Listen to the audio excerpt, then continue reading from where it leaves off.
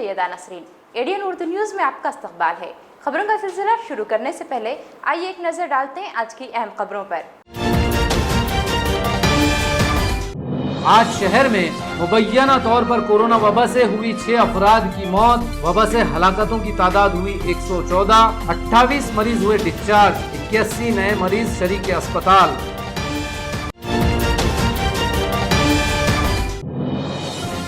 सरकारी दफातर में कामकाज जारी, लेकिन आरटीओ ऑफिस पर अभी भी लगे हैं ताले।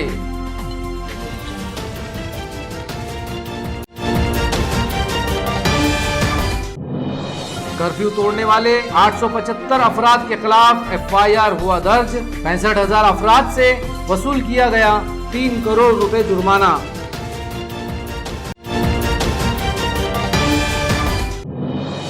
और वंचित बहुजन अघाड़ी के सदर प्रकाश अंबेडकर ने कहा, कारों में घूमने वालों के पास मंसूख करे हुकूमत। अब खबरें तफसील से। औरंगाबाद शहर में आज मुबैना तौर पर कोरोना से मुतासिर 6 अफराद की मौत हुई, जिसके साथ इस वबा से मरने वालों की तादाद 114 हो चुकी है। आज 28 मरीजों को डिस्चार्ज किया गया। इस तरह इस वबा से महफूज होने वाले अफराद की तादाद 1281 हो चुकी है, जबकि आज से पहर तक शहर में कोरोना के 81 मरीज पाए गए। अब अस्पतालों में 787 मरीजों का इलाज जारी है। औरंगाबाद शहर व जिला में कोरोना के मरीजों की तादाद में तेज रफ्तारी से इजाफा जारी है। आज दोपहर तक शहर में 81 मरीज पाए गए। अब ये तादाद बढ़कर 2148 हो गई। आज मिनी घाटी और कोविड सेंटर से 28 मरीज डिस्चार्ज भी किए गए। अब ये तादाद 1281 हो चुकी है, जबकि आज ही घाटी अस्पताल में 5 और MGM हॉस्पिटल में 1 मरीज की मुबैना तौर पर कोरोना से मौत हुई और ये तादाद बढ़कर अब 114 हो चुकी है। शहर के अस्पतालों में अब 787 मरीजों का इलाज जारी है। आज सुबह की रिपोर्ट में 74 मरीज पॉजिटिव पाए गए, जबकि दोपहर की रिपोर्ट में 6 मरीज इस वबा से मुतासिर पाए गए हैं। इंदिरा नगर, गादिया विहार, रमानगर, क्रांति चौक, नूतन कॉलोनी, खैसर पार्क, संजय नगर, मुकुंदवाड़ी और समता नगर से ये मरीज मिले हैं। लॉकडाउन के 5वें मरहले में कारोबार की तरह सरकारी दफ्तर भी खुल गए, लेकिन आरटीओ ऑफिस के दरवाजों पर अब भी ताले लगे हुए हैं और यहाँ कोई अफसर ये बताने के लिए तैयार नहीं कि ऑफिस कब खुलेगा। आरटीओ इंतजामिया की मनमानी से सैकड़ों शहरियान को परेशानी उठानी पड़ रही है, जो यहाँ अपने कामों के लिए पहुँच रहे हैं। 1 जून से लॉकडाउन के 5वें मरहले में आवाम को कुछ रियायतें दी गई। इसके साथ तमाम सरकारी व नीम सरकारी महकमों के दफातर में कामकाज भी शुरू हुआ। लॉकडाउन के 4थे मरहले तक दफ्तरों में सिर्फ 5% मुलाजिमीन की ड्यूटी लगाई गई थी। अब शहर के तमाम सरकारी दफ्तरों में कामकाज शुरू हो चुका है, लेकिन रीजनल ट्रांसपोर्ट ऑफिस के दफ्तर पर अभी भी ताले लगे हुए हैं। लाइसेंस, रजिस्ट्रेशन और गाड़ियों की खरीद व फरोख्त जैसे कामों के लिए आजकल रोजाना सैकड़ों शहरी आरटीओ दफ्तर के चक्कर काट रहे हैं। आज यहां आए हुए मुतादिद लोगों ने एडीएन उर्दू न्यूज़ को बताया कि इनके लाइसेंस रिन्यूअल कराने हैं। लाइसेंस की मुद्दत खत्म होने पर पुलिस इन्हें पकड़ लेती है और इन पर भारी जुर्माना लगाती है। रिन्यूअल करने के लिए यहाँ आए तो दफ्तर बंद है। आरटीओ के एक अफसर से हमने बात की तो उन्होंने कोई बात करने से मना कर दिया। इनका कहना था कि आरटीओ ऑफिस के करीब का मोहल्ला कंटोनमेंट जोन है, यहाँ कोरोना के मरीज मिले हैं, इसलिए ये दफ्तर बंद रखा गया है। यहाँ सिर्फ 15% मुलाजिमीन काम कर रहे हैं। अभी दफ्तर में सिर्फ नई गाड़ियों का रजिस्ट्रेशन किया जा रहा है, बकिया तमाम काम बंद रखे गए हैं। आरटीओ दफ्तर बंद होने से शहरियान को काफ़ी दिक्कतों का सामना करना पड़ रहा है। उन्होंने हुकूमत से मुतालबा किया है कि आरटीओ दफ्तर खोलने की अहकामात फौरी जारी किए जाएं। यहाँ मैं रिटायर हो गया और गांव वापस जा रहा हूँ। यहाँ घर गाड़ी सब बेचने के बाद मैं जाऊँगा। आज दिसंबर से मैं यहाँ पे अटका हुआ हूँ कोरोना के लिए। गाड़ी ट्रांसफ़र के लिए सबमिट कर रहा हूँ। 28 तारीख को खोलने वाला था, खुला नहीं।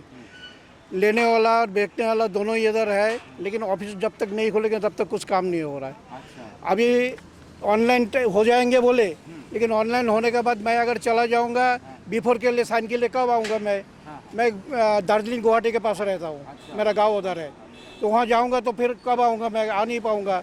तो इसलिए मैं रिक्वेस्ट करता हूँ कि आरटीओ ऑफिस जल्दी से जल्दी खुला जाए और यह लोगों का परेशानी जल्दी से जल्दी दूर करने का कोशिश करें। ड्राइविंग लाइसेंस मेरा ख़त्म हो गया।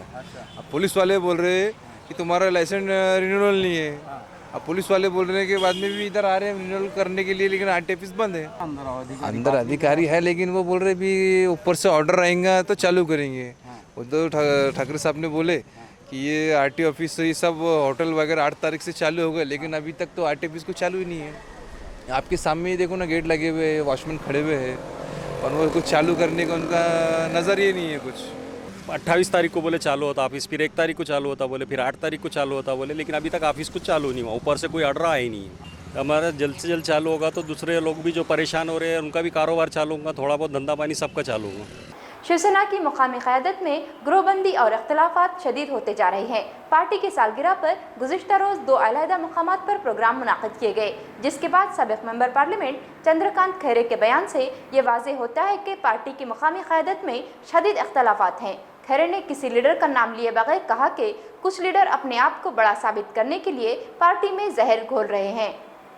गुज़िश्ता रोज शिवसेना के क़याम की सालगिरह के मौके पर गुलमंडी और क्रांति चौक पर 2 अलहदा प्रोग्राम की वजह से शिवसेना में जारी आपसी इख्तलाफात और गिरोहबंदी खुलकर सामने आ गई। साबिक मेंबर पार्लियामेंट चंद्रकांत खैरे ने शदीद नाराजगी का इजहार करते हुए कहा कि कुछ लोग पार्टी में जहर फैलाने की कोशिश कर रहे हैं, लेकिन वो कामयाब नहीं होंगे। खैरे ने कहा कि मैं पैसे लेकर टिकट बांटने वाला नेता नहीं हूँ, मैं जमीनी सतह पर काम करने वाला वर्कर हूँ। इब्तिदा से हमने पार्टी के लिए कुर्बानियां दी हैं। गुलमंडी शिवसेना का गढ़ है, यहाँ हर साल सालगिरह का जश्न मनाया जाता है, लेकिन दूसरी जगह ऐसे प्रोग्राम लेने की इजाज़त पार्टी हाईकमान से लेना पड़ती है। ख्याल रहे कि गुज़िश्ता रोज़ अंबादास दानवे ने क्रांति चौक पर एक प्रोग्राम मुनक़्क़िद करके शिवसेना की सालगिरह मनाई थी, जिस पर चंद्रकांत खैरे ने शदीद बरहमी दिखाई। उन्होंने दानवे का नाम लिए बगैर इन पर शदीद तनकीद की और कहा कि कुछ लोग ये बताना चाहते हैं कि मैं पार्टी में बड़ा हूँ, ग्रुपबाजी और अपने हामियों की मदद से खुद को बड़ा लीडर साबित करना चाहते हैं, इसलिए शिवसैनिक इनके बहकावे में न आए, इससे पार्टी और शिवसैनिक दोनों को नुकसान होगा। 5वें लॉकडाउन में शहरियान को 8 घंटे की राहत दी गई है, लेकिन बकिया 16 घंटे कर्फ्यू नाफिज है, इसलिए कर्फ्यू तोड़ने वालों के खिलाफ पुलिस की कार्रवाई जारी है। असिस्टेंट पुलिस कमिश्नर नागनाथ कोड़े ने कहा कि अब तक 875 अफराद के खिलाफ FIR दर्ज की जा चुकी है, जबकि 65,000 अफराद से 3 करोड़ रुपए से जायद जुर्माना वसूल किया जा चुका है और ये कार्रवाई आगे भी जारी रहेगी। 5 जून से हुकूमत ने लॉकडाउन में 8 घंटे की छूट दी। P1 P2 तर्ज पर कारोबार खुली रखने की इजाजत भी दी। सुबह 9 बजे से शाम 5 बजे तक कर्फ्यू में ढील दी जा रही है। इसके बाद 16 घंटे कर्फ्यू नाफिज रहेगा। इस दौरान कर्फ्यू तोड़ने वालों पर पुलिस की कार्रवाई भी जारी रहेगी। असिस्टेंट पुलिस कमिश्नर नागनाथ कोड़े ने बताया कि कर्फ्यू के आगाज से अब तक कर्फ्यू की खिलाफ वर्जी करने वाले 875 अफराद के खिलाफ FIR दर्ज किया गया। व्हीकल मोटर एक्ट के तहत 65,000 केस दर्ज किए गए और इनसे 3 करोड़ रुपए जुर्माना वसूल किया गया। उन्होंने कहा कि कर्फ्यू अभी भी जारी है। लोग जरूरत की चीजें हासिल करने के लिए दूर के इलाकों में ना जाएं, अपने महल्ले और नजदीकी इलाकों से खरीदारी करें।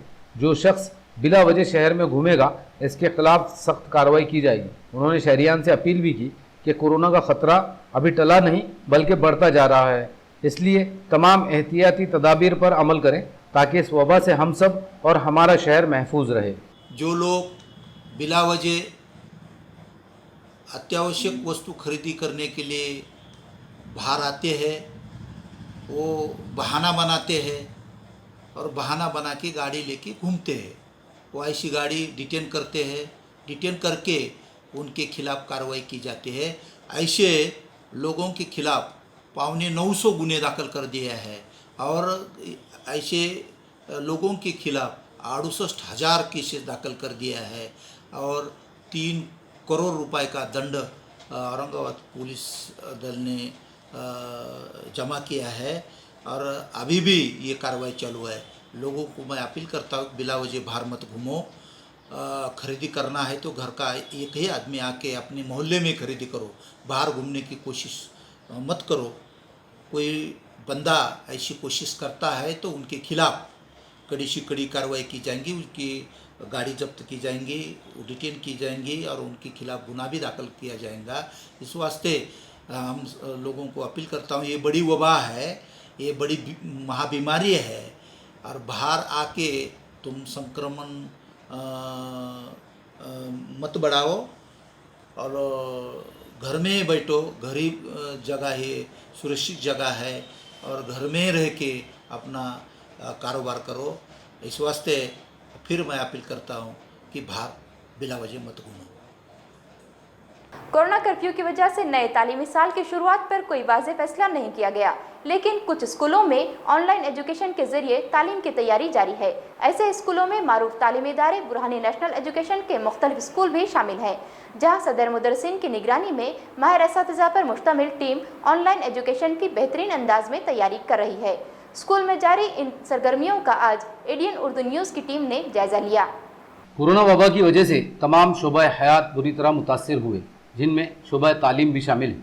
गुज़रे तालीमी साल का आखिरी दौर और जारी साल का इब्तदाई दौर कोरोना की नज़र हो चुका है। नया तालीमी साल कब शुरू होगा ये अभी भी वाज़ेह नहीं है, जिससे तलबा के तालीमी नुकसान का अंदेशा है। हुकूमत ने तलबा की तालीम के सिलसिले को जारी रखने के लिए ऑनलाइन एजुकेशन की इजाज़त दी। शहर के कई स्कूलों में अब ऑनलाइन एजुकेशन का नज़्म किया जा रहा है। एडियन उर्दू न्यूज़ ने आज शहर के मारूफ तालीमी इदारे बुरहानी नेशनल एजुकेशन सोसाइटी के तहत जारी बुरहानी ग्रुप्स ऑफ स्कूल के उर्दू, सेमी उर्दू और अंग्रेज़ी मीडियम के स्कूलों का जायज़ा लिया। सदर मुदर्रिसीन अंसारी अबरार अहमद, बोहरा मुश्ताक अली, तस्नीम टकसाली और शहाना सिद्दीकी के अलावा ऑनलाइन एजुकेशन टीम के इंचार्ज मोहम्मद वहीदुद्दीन वगैरह से बात की। यहाँ जो टीम बनाई गई इसमें शब्बीर झंडावाला, शेख निसार, अमजद खादरी, मुर्तज़ा करोनावाला, शेख जाविद, शेख अतीक अहमद और हमज़ा झंडावाला शामिल हैं। माहिर असातिज़ा की ये टीम ई लर्निंग का मवाद, ऑनलाइन एजुकेशन के लिए ज़रूरी मवाद, दीक्षा ऐप और दीगर ऑनलाइन मवाद इकट्ठा कर रही है। साथ ही असातिज़ा के लेक्चर भी रिकॉर्ड किए जा रहे हैं। तलबा के व्हाट्सएप ग्रुप बनाकर उन्हें तालीम व तरबियत से जोड़ा जा रहा है। इसी तरह स्कूल ने मेरा घर मेरा स्कूल नामी सीरीज़ भी शुरू की है, जिसके ज़रिए तलबा को रोज़ाना मुख्तलिफ मज़ामीन की तालीम दी जा रही है। बुरहानी उर्दू हाई स्कूल की जानिब से ये जो मिशन हमने जो शुरू किया है, इसको हमने नाम दिया है मेरा घर मेरा स्कूल। और इसी मेरा घर मेरा स्कूल के ज़रिए से जो तालीम की दी जा रही है तलबा में, तो हमने ये देखा है कि इसमें 80% हम तलबा ने इसमें शिरकत की है। 20% जो तलबा रह चुके हैं इसमें उनकी मसाइल दीगर है। सबसे बड़ा मसला उनके लिए ये आ रहा है कि किसी के पास एंड्रॉयड मोबाइल नहीं है। उसके अलावा ऐसे बहुत सारे तलबा हैं जो यहाँ से दूसरी तरफ चले गए हैं और जिनका कॉन्टेक्ट नहीं हो पा रहा है। लेकिन 80% से ज़ायद तलबा बहरहाल इसमें बुरहानी उर्दू हाई स्कूल के ज़रिए से जो ये मेरा घर मेरा स्कूल चलाया जा रहा है, तलबा के लिए ऑनलाइन एजुकेशन के इंतज़ाम किया जा रहा है, जिसके लिए यहाँ पर मुख्तलिफ मज़ामीन की रिकॉर्डिंग जारी है और इन रिकॉर्डिंग को तलबा तक पहुँचाया जाएगा। तलबा उसे देखेंगे, समझेंगे और उसके बारे में जो मालूमात है वो नोट करेंगे और जो मालूमात उन्हें समझ में नहीं आई, जिसके बारे में उन्हें बात है, शक है, जो वो समझ नहीं पाए हैं, वो नोट करके वो असातिज़ा से रब्त कायम करेंगे और अपने मुश्किलात को दूर करेंगे। ऑनलाइन प्रोग्राम के तहत यहाँ पर तमाम सब्जेक्ट के टीचर्स का ऑनलाइन वीडियो रिकॉर्ड किया जा रहा है, जो 15 जून तक पाए तकनीक तक पहुँचाने की कोशिश की जा रही है। रिकॉर्ड शुदा लेक्चर्स हम व्हाट्सएप ग्रुप के ज़रिए तलबा तक पहुँचाएंगे और उसके बाद जो मवाद उन तक पहुंचाया गया है उस पर टेस्ट सीरीज होगी, ताकि हम जो उनको पढ़ाए हैं वो किस तरह से उनको किस हद तक वो समझ चुके हैं उसका हम एहतसाब कर सकें। इसके अलावा भी कुछ वीडियोस और PDF जो भी टेक्स्ट मटेरियल हमें ई डेटा मिलता है, हम जो हमारे असातिज़ा ने कलेक्ट किया है वो हम तलबा तक पहुँचाने का प्रोग्राम रखते हैं। वंचित बहुजन आघाड़ी के सदर प्रकाश अम्बेडकर ने आज रियासती व मरकजी हुकूमत पर शदीद तनकीद का इजहार करते हुए कहा कि मुल्क और रियासत पर बरसरे इख्तिदार वज़ीर आज़म मोदी और वज़ीर आला उद्धव ठाकरे में सियासी शऊर नहीं है। उन्होंने हुकूमत से मुतालबा किया कि अगर रियासत को फिर से मजबूत बनाना है तो सनतकारों को आम सहूलतें मुहैया करनी होंगी। वंचित बहुजन आघाड़ी के सदर प्रकाश अम्बेडकर ने आज अपने बयान में कहा कि मुल्क और रियासत में सियासी क़यादत का फुक़दान है। वज़ीर आज़म मोदी और वज़ीर आला उद्धव ठाकरे अपनी सियासी क़यादत साबित करने में नाकाम रहे। उन्होंने कहा कि मुल्क में लॉकडाउन हटाया जा रहा है, कारखाने शुरू किए जा रहे हैं, लेकिन इन कारखानों में काम करने वाले कहाँ से आएंगे, इसका जवाब किसी के पास नहीं। अम्बेडकर ने कहा कि हुकूमत ने शहरियों को घूमने के लिए ई पासेस जारी की, लेकिन सनतकारों को ई पासेस नहीं दिए जा रहे हैं। इसलिए हुकूमत 2 दिन के अंदर शहरियों को दिए गए ई पासेस फौरी मनसूख करे और सनतकारों को ई पासेस की सख्ती से आज़ाद किया जाए। उन्होंने कहा कि अगर महाराष्ट्र को फिर से मुल्क की सबसे मजबूत और खुशहाल रियासत और मुंबई को फिर से इक्तिसादी राजधानी बनाना है तो सनतकारों और सनती मजदूरों को सहूलत दिया जाना ज़रूरी है। प्रकाश अम्बेडकर ने सनती इलाकों से मुताल्लिक मुख्तलिफ मसाइल हल करने के लिए वज़ीर आला उद्धव ठाकरे से पुरजोर मुतालबा किया। सोशल डिस्टन्सिंग राहिलं पाहिजे म्हणून पब्लिक ट्रान्सपोर्ट बंद ठेवणं हे योग्य आहे, पण ज्या अधिकाऱ्यांकडे जे कंपनीचे मालक आहेत यांच्याकडे गाड्या असतील तर त्यांच्या गाड्यांना आपण परवानगी का देत नाही। प्रत्येक वेळेस त्यांनी ई पास काढावा आणि ई पास असेल तरच त्याची गाडी त्याला काढता येते, नाही तर काढता येत नाही। हे धोरण माझ्या मताप्रमाणे चुकीचं आहे। इंडस्ट्री ही स्वतःच्या पायावरती उभी करायची असेल तर इंडस्ट्रीतल्या माणसाला मुबलकता आणि फिरण्याची परवानगी पाहिजे। तेव्हा मुख्यमंत्र्यांनी हा जो ई पास काढलेला आहे व्यक्तिगत गाड्यांसाठी तो ताबडतोब त्यांनी रद्द करावा आणि फिरण्याची आणि काम करण्याची संधी द्यावी। नाज़रीन, यहाँ लेते हैं एक मुख्तसर वक्फा।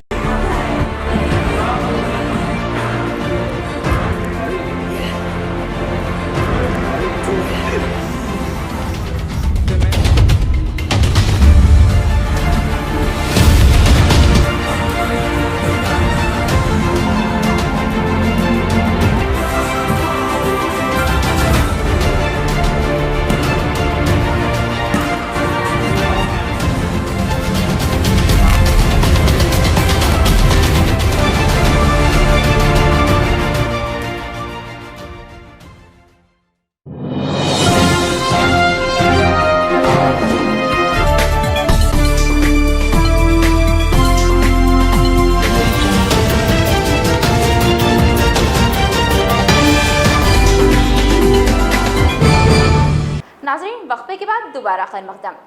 शहर के बेशतर मोहल्लों में कोरोना की वबा फैल चुकी है, लेकिन छावनी बोर्ड के इलाके में अब तक ये वबा कदम नहीं जमा सकी।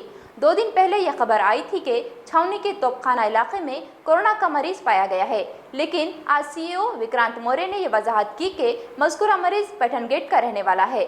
इसके आधार कार्ड के एड्रेस की वजह से इसका ताल्लुक छावनी से बताया गया। छावनी अभी तक कोरोना की वबा से पूरी तरह महफूज है। कोरोना वबा के खतरनाक असरात की वजह से औरंगाबाद शहर को रेड जोन में रखा गया। शहर के तकरीबन तमाम मोहल्लों में ये वबा फैल चुकी है, लेकिन छावनी कंटोनमेंट बोर्ड की हुदूद में अब तक कोरोना का एक भी मरीज नहीं मिला। 2 रोज़ पहले ज़िला इंतजामिया की जानिब से कोरोना अपडेट में ये बताया गया था कि छावनी के तोपखाना मोहल्ले में कोरोना का एक मरीज पाया गया। छावनी बोर्ड के chief executive officer Vikrant Maurya ने आज एडीएन उर्दू न्यूज़ को बताया कि ये इत्तला गलत है। छावनी अभी भी कोरोना की वबा से पूरी तरह पाक है। जिस मरीज को छावनी का बताया जा रहा है वो दरअसल पैठन गेट का रहने वाला है, लेकिन इसके आधार कार्ड पर तोपखाना छावनी का एड्रेस था, इसलिए ये गलतफहमी हुई है।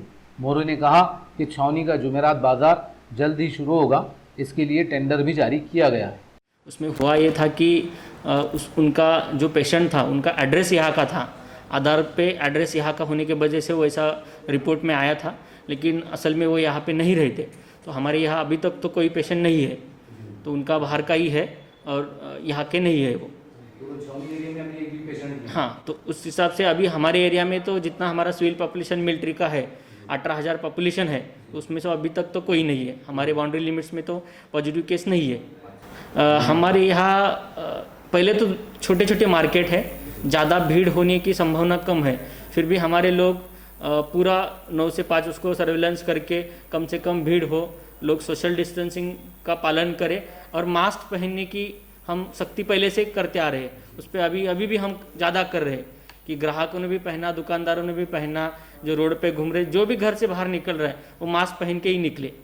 मोहल्ली हथियारों के जरिए लोगों में खौफ और दहशत का माहौल पैदा करने वाले एक खतरनाक गुंडे को सिडको पुलिस के डीपी स्क्वाड ने गिरफ्तार कर लिया है।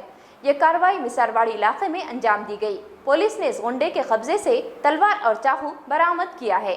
मिसारवाड़ी में मुहल्लिक हथियारों के जरिए खौफ और दहशत का माहौल पैदा करने वाले एक खतरनाक गुंडे को सिडको पुलिस ने गिरफ्तार कर लिया। सिडको पुलिस थाने के इंस्पेक्टर अशोक गिरी को एक मुखबिर के जरिए खबर मिली थी कि मिसारवाड़ी की गली नंबर 7 में एक हिस्ट्री शीटर गुंडा अरुण भालेराव हाथ में तलवार लेकर लोगों में दहशत फैला रहा है। इस इत्तला पर उन्होंने डीबी स्क्वाड के सब इंस्पेक्टर बाला साहेब आहिर को स्क्वाड के साथ यहां भेजा। गली नंबर 7 में मौजूद इस गुंडे को पकड़ने के लिए स्क्वाड ने दोनों तरफ से घेराबंदी की और उसे पकड़ने में कामयाबी हासिल की। तलाशी में इसके पास से एक चाकू भी बरामद हुआ। अरुण भालेराव के खिलाफ सिडको पुलिस थाने में दफा 4 और आर्म्स एक्ट की दफा 125 के तहत केस दर्ज किया गया है।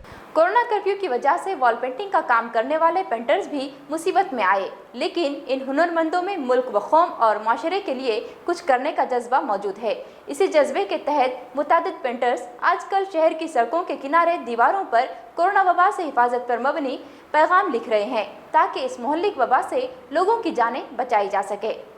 कोरोना कर्फ्यू की वजह से दीगर हुनरमंदों की तरह दीवारों पर पेंटिंग करने वाले पेंटर्स भी बेरोजगार हो चुके हैं। ये भी मुसीबत में हैं। इसके बावजूद इनके हौसले बुलंद हैं। कोरोना वायरस से आवाम की हिफाजत के लिए इन लोगों में भी कुछ करने का जज्बा है। आज फिर शहर की सड़कों पर कुछ पेंटर्स दीवारों पर पेंटिंग करते नजर आए। एडीएन न्यूज से बात करते हुए पेंटर सागर राठौर ने बताया कि कोरोना वबा से मुकाबले में वो भी अपने मुल्क और समाज के लिए कुछ करना चाहते हैं, इसीलिए दीवारों पर इस वबा से हिफाजत से मुताल्लिक पैगाम लिखकर अवाम को बेदार करने की कोशिश करते हैं। ये काम वो अपनी तरफ से रजाकाराना तौर पर कर रहे हैं। अगर हुकूमत ने इनकी सरपरस्ती की तो वो ये काम बड़े पैमाने पर कर सकते हैं ताकि लोगों में बेदारी पैदा हो सके। कोशिश एक छोटी की गई है कि वॉल पेंटिंग के माध्यम से जनता को जन जागृति का हम काम करेंगे।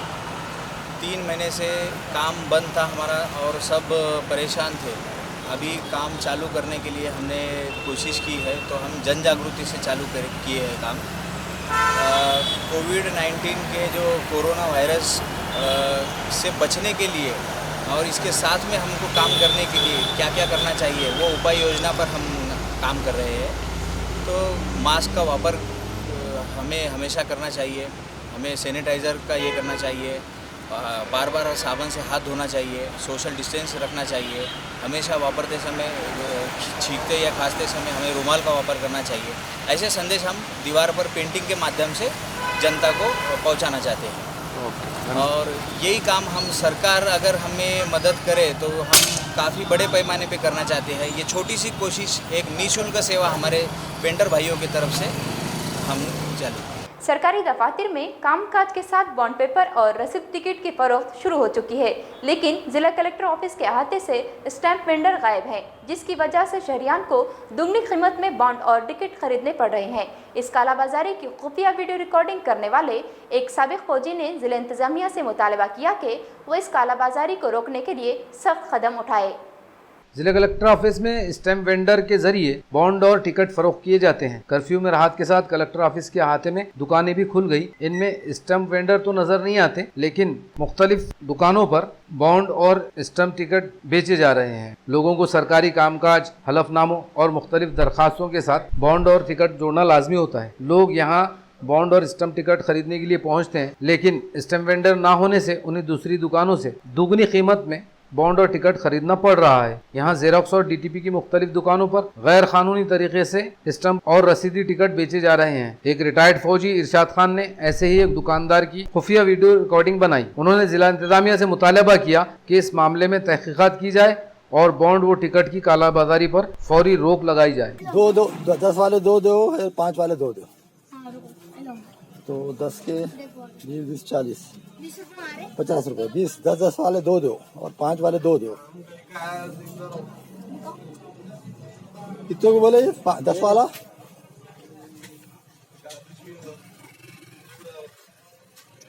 10 वाला कितने को बेटे? और 5 वाला डबल रेट है। चलो करो। अब ये लो 2 20 वाले। ये ज्यादा पैसे क्या ले रहे भाई? तो ये ऊपर का फोटो है।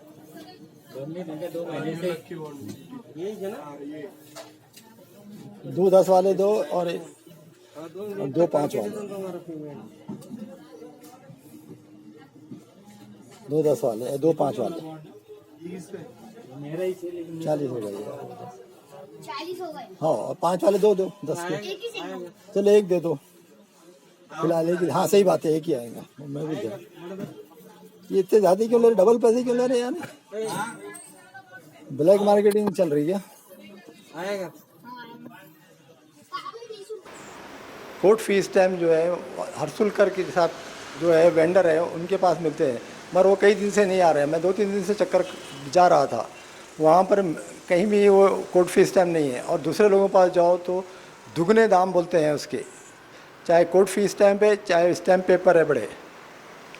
ये इस तरह वहाँ अब मैं जाके फिर मैंने अंसारी मैडम जो है एक कोने में उनके पास से लिया तो दुगने दामों में। और वहाँ पर ये कारोबार इस तरह चलते रहता है। जो लोग लेट आते हैं, गांव से आते हैं, उनको मालूम नहीं होता है, इसी तरह ये उनसे पैसे लेते हैं। ये धंधा ऐसे कितने दिनों से चल रहा है? ये मैं पिछले 10 साल से देख रहा हूँ, क्यों मैं हमेशा जाता रहा हूँ। मगर कई बार पुलिस ने 1-2 बार पकड़ी भी, मगर फिर कार्रवाई छोड़ जाते हैं वो लोग। और वही लोग हैं जो बार बार पकड़े जाते हैं और कार्रवाई करते हैं। ये मैं प्रशासन से ये मांग करता हूँ कि वो इंश्योर करे और ऐसे लोगों को जो है इनके खिलाफ़ कार्रवाई करे। और वहाँ पर ज़्यादा से ज़्यादा वेंडर को बिठाए, जो वेंडर्स बैठते हैं उनको कंपलसरी करे कि भाई ये आपने टिकट्स भी रखने हैं स्टैम्प पेपर साथ, और वो सब रजिस्ट्री के जो एजेंट बैठे उनके पास, सबके पास इस पेपर्स हैं, मगर देते नहीं है जल्दी वो। कोरोना कर्फ्यू की वजह से तमाम कारोबार ठप हैं, लेकिन गरीब मेहनतकशों के लिए आजकल मास्क का कारोबार जिंदगी गुजारने का बेहतरीन जरिया बन गया है। शहर की सड़कों पर बड़ी तादाद में मेहनतकश मजदूर मास्क बेचते नजर आ रहे हैं। ऐसे ही एक शख्स ने आज एडीएन न्यूज़ की टीम से बात की, जो एक काश्तकार है। शहर में ये मजदूरी करता था, लेकिन अब मास्क का कारोबार इसकी जिंदगी का सहारा बन गया है। कोरोना कर्फ्यू की वजह से लाखों लोग बेरोजगार हो गए। सड़क के किनारे मुख्तलिफ खाने पीने और ज़रूरियात की अशिया फरोख्त करने वाले हज़ारों गरीब मेहनतकश अब सिर्फ इमदाद पर ज़िंदगी गुजार रहे हैं। इनमें कुछ ऐसे भी हैं जो किसी छोटे मोटे कारोबार या काम की गर्ज से नज़दीकी देहातों और ताल्लुक़ों से शहर आते हैं। अब इनके मामूल के कारोबार बंद है, लेकिन पेट भरने के लिए काम और कारोबार ज़रूरी है। ऐसे हालात में कुछ लोग अब भी जद्दोजहद कर रहे हैं। अब इनके लिए मास्क का कारोबार एक बेहतरीन सहारा बन गया। हुकूमत ने हर एक के लिए मास्क पहनना लाजमी करार दिया। बगैर मास्क के नजर आने पर 500 रुपये जुर्माना भी वसूल किया जा रहा है। ऐसे में अब हर शख्स मास्क इस्तेमाल करता है। अब मास्क की मांग बढ़ चुकी है, इसलिए कई मेहनतकशों ने अब इस कारोबार को अपना लिया। भड़कल गेट पर ऐसा ही एक शख्स आज मास्क बेचता नजर आया। ये शख्स काश्तकार है और शहर में किसी नाके पर भी काम करता था। कोरोना कर्फ्यू से इसकी मुलाजिमत चली गई और वो शहर में फंस गया। इस दौरान उसे फाके भी करना पड़े, लेकिन अब मास्क का कारोबार इसके गुजारे के लिए एक बेहतरीन जरिया बन गया है। काका आम्हाला सांगा, हे तुम्ही कारोबार सुरू केला, याच्या अगोदर तुम्ही काय करत होते? शेतीचं काम, नाक्यावर बिगारी काम. आणि ते काम आता ते पूर्ण बंद झालेलं, ते पूर्ण ते नाक्याचं काम ते बंद झाल्यानंतर घरी जायला काही एसटी नाही वगैरे नाही, रेल नाही. गाव चालू येईल तेव्हा जाईल गावाकडे आपण ज्यांना गेल्याचे. आता किती लोकांचा परिवार आहे तुमचा? नाही आपण एकटेच आहे का तुम्ही? मग आता हे किती धंदा होता? 5-50 रुपये होतं. जसं लोक गिऱ्हाईक येतात तसं. आता हेच काम करायचं का वेगळं काय काम सुरू झाल्यानंतर काय करायचं? झाल्यानंतर गावाकडे जाईल, शेतीचं काम. शेतीचं काम, घरी शेती आहे ना. ओके, ते चांगलं आहे. आता फक्त इथं राहायचं त्यामुळे आपण हे काम करतो. तुमची पगार वगैरे पूर्ण झालेली आहे? नाही, रोजचे देत होतं ना. काही रोजचे देत होते. 2-3 दिवसात गुंतले होते. मग काम बंद झालं तर त्यांनी काय ॲडव्हान्स वगैरे काय दिले नाही का? नाही, ॲडव्हान्स का नाक्यावर माणसाला ॲडव्हान्स दिले का कोणी? नाही ना. मग आता घरी राहायचं उघडल्यानंतर पूर्ण. एक नजर डालते हैं फिर से आज की अहम खबरों पर। आज शहर में मुबैना तौर पर कोरोना वबा से हुई 6 अफराद की मौत। वबा से हलाकतों की तादाद हुई 114। 28 मरीज हुए डिस्चार्ज। 81 नए मरीज शरीक अस्पताल।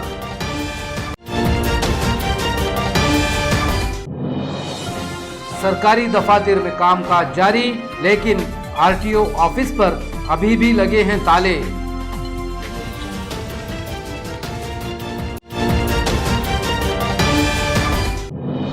कर्फ्यू तोड़ने वाले 875 अफराद के खिलाफ FIR हुआ दर्ज। 65,000 अफराद से वसूल किया गया 3 करोड़ रुपए जुर्माना।